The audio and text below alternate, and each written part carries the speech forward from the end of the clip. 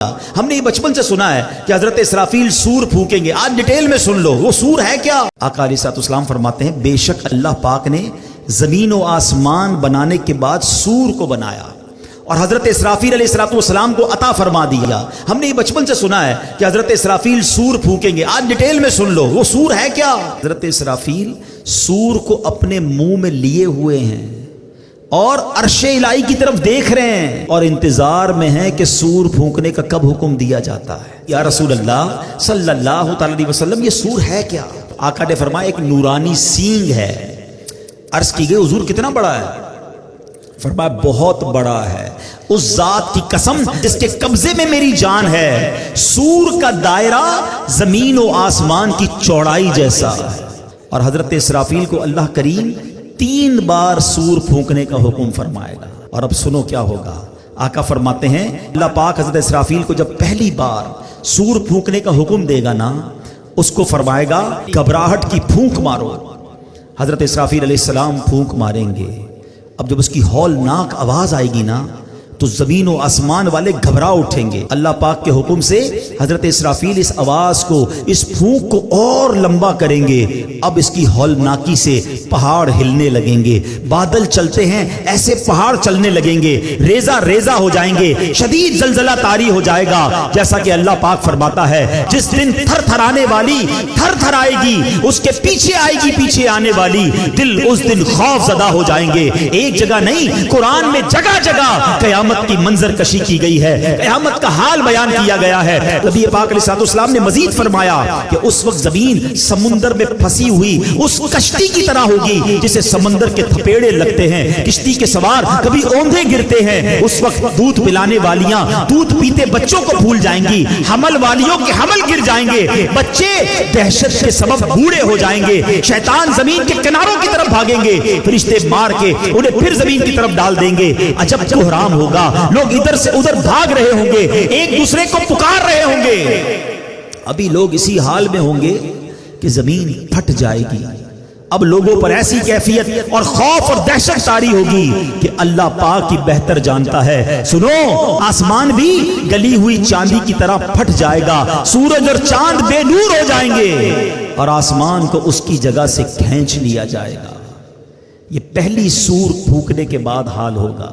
اب دوسری سور پھونکنے کا وقت آئے گا. پھر اللہ پاک حضرت اسرافیل علیہ السلام کو سور میں موت کی پھونک مارنے کا حکم فرمائے گا.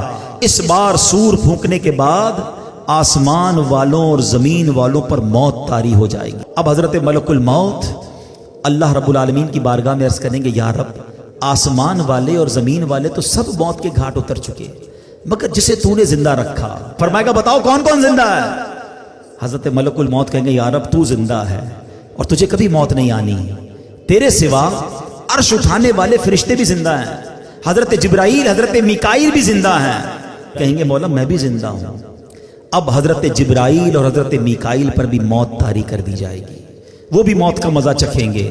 پھر ملک الموت عرض کریں گے اے مالک جبرائیل اور میکائیل بھی موت کا ذائقہ چکھ چکے. اللہ فرمائے گا اب کون زندہ ہے. کہیں گے مولا تو زندہ ہے جسے کبھی موت نہیں آنی. اور مولا عرش اٹھانے والے فرشتے زندہ ہیں اور میں زندہ ہوں. اللہ اکبر. پہلے عرش اٹھانے والے فرشتوں پر موت طاری کی جائے گی اور پھر ملک الموت جو آخری بچیں گے ان پر بھی موت طاری کر دی جائے گی. اب کوئی نہیں ہوگا. اب دنیا میں کوئی باقی نہیں ہوگا اور وہی رب واحد قہار باقی ہوگا. وہ بے نیاز ہے. اس کا کوئی باپ نہ اس کا کوئی بیٹا. وہی اول ہے وہی آخر ہے. اور اب اللہ کیا فرمائے گا لمن الملک اليوم.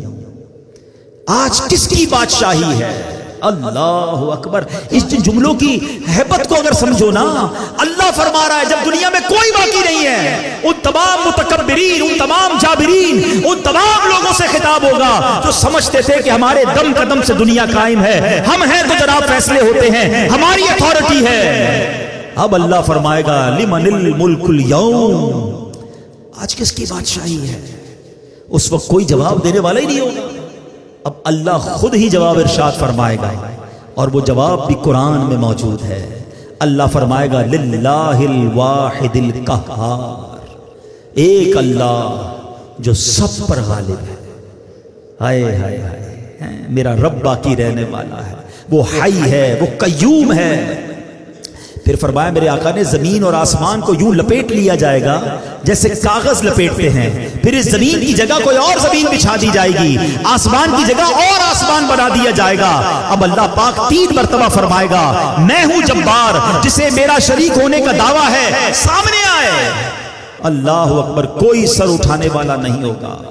مخلوق کو اب اس نئی زمین پر ڈال دیا جائے گا.